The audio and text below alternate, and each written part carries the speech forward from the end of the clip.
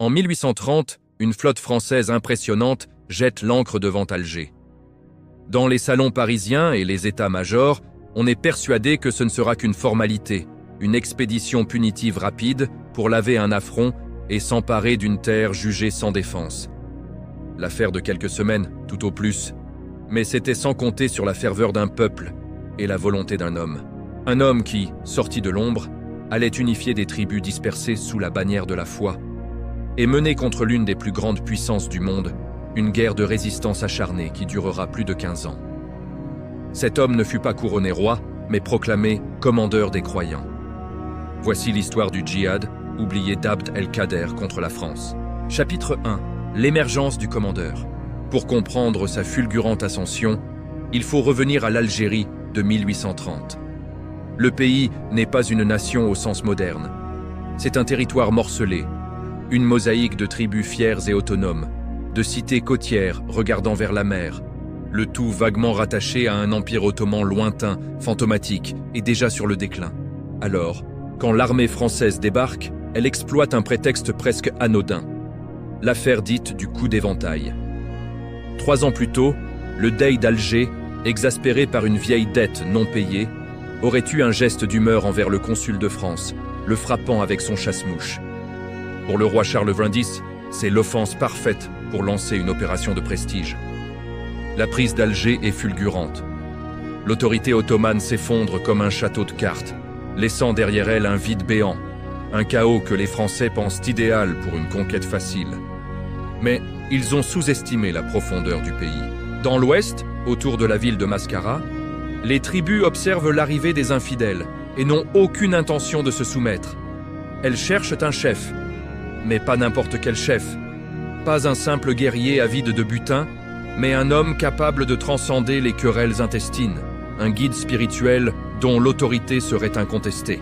Leur regard se tourne vers un jeune homme de 24 ans, connu non pour ses faits d'armes, mais pour son érudition et sa piété. Il s'appelle Abd el-Kader ibn Mouhyeddin. À première vue, il n'a rien d'un chef de guerre.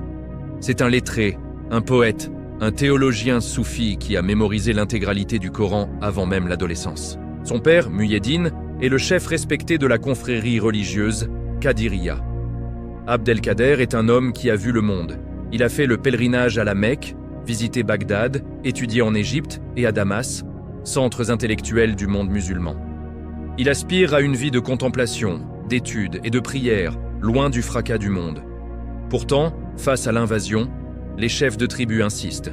Il se tourne d'abord vers son père. Mais celui-ci, se jugeant trop âgé, décline l'honneur et, dans un geste lourd de sens, désigne son fils. D'abord réticent, Abd el-Kader comprend que le destin l'appelle. Il finit par accepter ce lourd fardeau. En novembre 1832, sous un orme qui restera célèbre dans l'histoire algérienne, les représentants des grandes tribus de l'Ouest lui prêtent allégeance. Il n'est pas fait roi ou sultan. Il reçoit le titre bien plus puissant et symbolique d'émir al-Mouminin, commandeur des croyants. Ce titre le place au-dessus des chefs de tribu. Il le désigne comme le protecteur de la foi, le défenseur de la communauté face à une agression qui menace non seulement la terre, mais aussi la religion. Sa toute première action est de déclarer le djihad, une guerre sainte défensive. Ce n'est pas une simple déclaration de guerre, c'est un appel sacré à la résistance. Le jeune poète est devenu chef de guerre. Chapitre 2, la naissance d'un émir. La résistance d'Abd el-Kader n'a rien d'une révolte paysanne désorganisée. Presque immédiatement, il stupéfie les généraux français par son génie politique et organisationnel. Il comprend très vite que pour combattre une nation moderne et centralisée comme la France, il doit en bâtir une lui-même. Alors, au milieu du chaos de la guerre, l'émir ne se contente pas de mener des raids éclairs. Il construit un État. Avec une énergie stupéfiante, il met sur pied une administration pour remplacer le vide laissé par les Ottomans. Il organise la collecte des impôts, instaure une justice islamique pour régler les litiges et surtout, il forge une armée régulière, entraînée et disciplinée, capable de tenir tête aux troupes françaises. Il va jusqu'à faire frapper sa propre monnaie, créer des manufactures d'armes pour ne plus dépendre de l'étranger et établir une capitale mobile, sa fameuse Smala, une ville de tente qui le suit dans ses déplacements. Pour la première fois dans l'histoire, Une autorité algérienne unifiée contrôle une grande partie de l'intérieur du pays, unifiant les tribus arabes et berbères, parfois par la diplomatie et le prestige, parfois par la force, en écrasant sans pitié les oppositions internes. Sur le champ de bataille, ses débuts sont spectaculaires.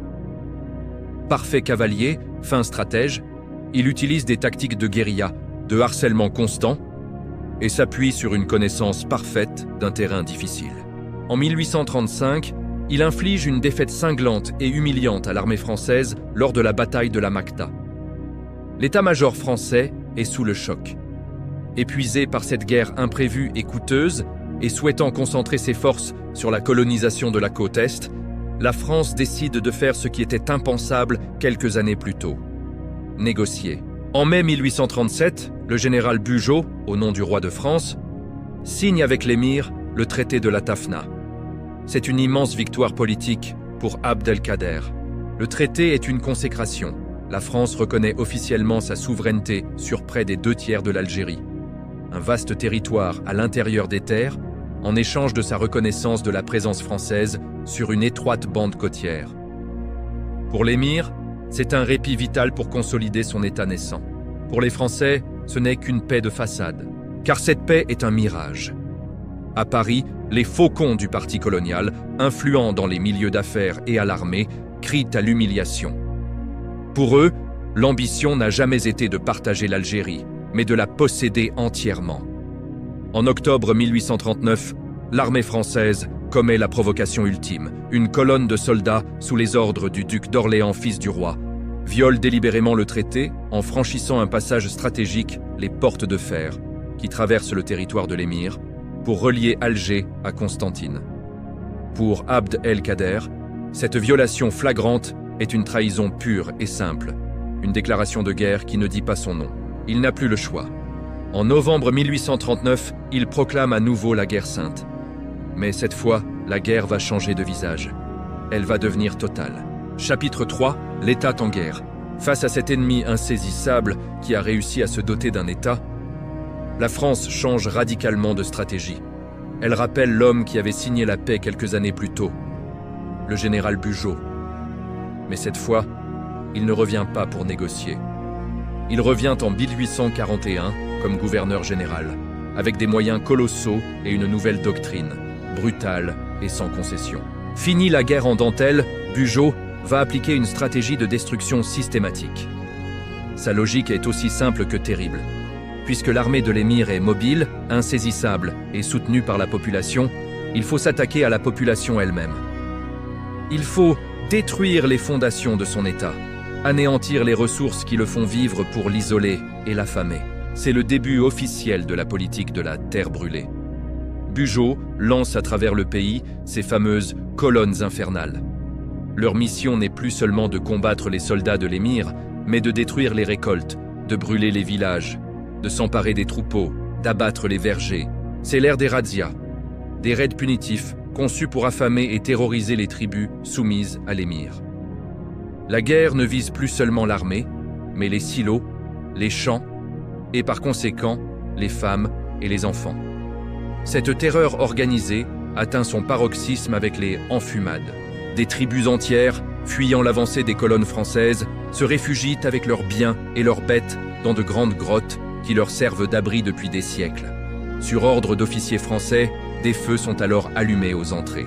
Lors de l'épisode le plus tristement célèbre, dans les grottes du Dahra en juin 1845, le colonel Pélissier fait asphyxier la tribu complète des Ouledria. Des centaines, parfois plus d'1 millier d'hommes, de femmes et d'enfants meurent dans d'atroces souffrances. La guerre est devenue une entreprise d'anéantissement. Le coup le plus dur, le plus symbolique, est porté en mai 1843. Le duc d'Aumale, jeune fils du roi de France, surprend et capture la Smala de l'émir. Ce n'est pas un simple campement. C'est sa capitale nomade, une véritable ville itinérante de plus de 20 000 personnes, avec ses familles, ses artisans, ses fonctionnaires, ses trésors et ses archives. Sa chute est un désastre logistique, militaire et surtout moral. C'est le cœur battant de l'État d'Abd el-Kader qui vient d'être arraché.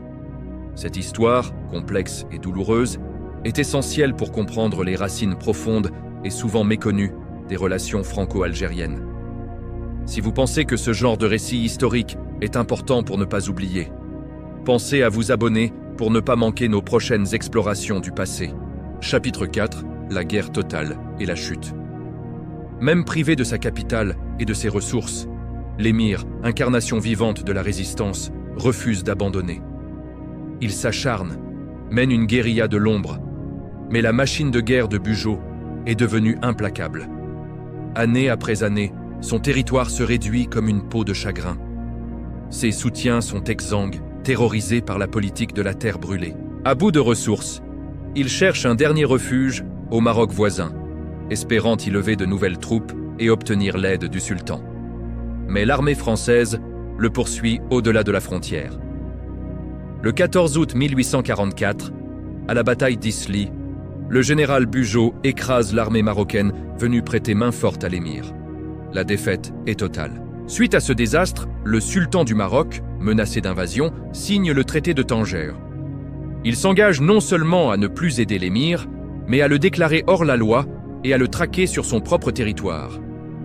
Abd el-Kader est désormais seul, pris en étau entre les Français et les Marocains. Il mène une lutte désespérée pendant encore 3 longues années, une errance tragique à la tête d'une poignée de fidèles. Mais en décembre 1847, acculé, il comprend que continuer le combat ne ferait que prolonger inutilement les souffrances de son peuple, sans plus aucun espoir de victoire. Le 23 décembre 1847, dans un acte de responsabilité ultime, il se rend au général de la Mauricière. Il ne se considère pas comme un vaincu, mais comme un souverain qui dépose les armes. Il ne demande rien pour lui-même, sauf une promesse solennelle, celle d'être exilé en terre d'islam à Alexandrie ou à Saint-Jean d'Acre, comme il est d'usage entre guerriers. La parole lui est donnée par le général, puis ratifiée par le duc d'Aumale en personne. Abd el-Kader monte à bord du navire qui doit l'emmener vers l'Orient. Mais une fois en mer, le navire met le cap au nord. La République française, qui vient de succéder à la monarchie, renie la promesse des généraux. L'émir n'est pas un exilé. Il est un prisonnier de guerre. La guerre est finie, mais une nouvelle épreuve, celle de la captivité et de la trahison, commence. Chapitre 5. L'exil et la rédemption. Débarqué en France, Abd el-Kader et sa suite sont d'abord emprisonnés dans des conditions difficiles à Toulon, puis transférés au château de Pau, avant d'être assignés à résidence au château d'Amboise. C'est là, dans cette prison dorée surplombant la Loire, que le guerrier vaincu va entamer sa plus surprenante transformation et remporter sa plus grande victoire morale. Loin de se laisser abattre par la défaite et la trahison, il impressionne profondément ses geôliers et l'opinion française. Il passe ses journées en prière, en études et en méditation. Il se plonge dans la philosophie, écrit des poèmes d'une grande profondeur mystique et des traités de théologie. Sa noblesse d'âme, sa dignité dans l'épreuve et son intelligence brillante forcent le respect. Des personnalités politiques, des intellectuels et des artistes de toute l'Europe viennent s'entretenir avec lui. L'ennemi redoutable et barbare dépeint par la propagande de guerre laisse place à la figure de l'illustre captif. Pendant près de 5 longues années, avec une patience infinie, il ne cesse de rappeler à la France sa parole trahie. Sa captivité devient un embarras politique pour le gouvernement. Finalement, en 1852, un nouvel homme fort arrive au pouvoir, Louis-Napoléon Bonaparte, le futur Napoléon III. Cherchant à accomplir un geste de grandeur pour asseoir son autorité, il se rend en personne à Amboise et annonce à l'émir sa libération. Fidèle à sa promesse, Napoléon III l'autorise à rejoindre l'Empire ottoman. Abd el-Kader choisit de s'installer à Damas en 1855, une ville qu'il chérit pour sa richesse spirituelle et qui abrite le tombeau d'un des plus grands maîtres soufis, Ibn Arabi, qu'il admire profondément. Le guerrier a définitivement déposé les armes. Le sage allait enfin trouver sa voie. À Damas, Abd el-Kader mène enfin la vie à laquelle il avait toujours aspiré. Une existence paisible consacrée à l'étude, à l'écriture et à l'enseignement. Il est une figure respectée de la ville. Mais en 1860, son destin, décidément hors du commun, bascule une dernière fois et le fait entrer de manière spectaculaire dans la légende universelle. Cette année-là, des tensions religieuses et économiques entre les communautés druzes et chrétiennes au Liban voisin s'embrasent et le conflit se propage jusqu'à Damas. Des émeutes d'une violence inouïe éclatent. Des foules fanatisées, encouragées par la passivité, voire la complicité de certaines autorités ottomanes, attaquent le quartier chrétien, pillant les maisons, brûlant les églises et massacrant la population. Alors que le carnage commence et que des milliers de personnes sont menacées, Abd el-Kader, l'homme qui avait mené un djihad de 15 ans contre une puissance chrétienne, n'hésite pas une seule seconde. Rassemblant ses fils et sa garde personnelle d'Algériens restés fidèles, il se porte au secours des chrétiens. Il affronte les émeutiers dans les rues, puis ouvre sa propre demeure pour abriter des milliers de réfugiés terrorisés. Face aux foules hurlantes qui encerclent sa maison et exigent qu'il leur livre les infidèles, sa réponse claque, ferme et définitive. « Tant qu'un seul de mes soldats sera vivant, vous ne passerez pas. » Son courage personnel et son immense autorité morale parviennent à contenir les émeutiers et à sauver des milliers de vies. Son acte a un retentissement mondial. L'ancien ennemi juré de la France est soudain célébré comme un héros de l'humanité. Les lettres de reconnaissance affluent du monde entier. Le pape Pie IX lui envoie des distinctions, tout comme la reine Victoria, et même le président américain Abraham Lincoln lui fait parvenir un présent d'honneur. La France, son ancien adversaire, lui décerne la Grand Croix de la Légion d'honneur, sa plus haute distinction. L'homme qui avait commencé sa carrière en menant une guerre sainte contre l'Occident, la termine en devenant un symbole universel de tolérance et de compassion interreligieuse.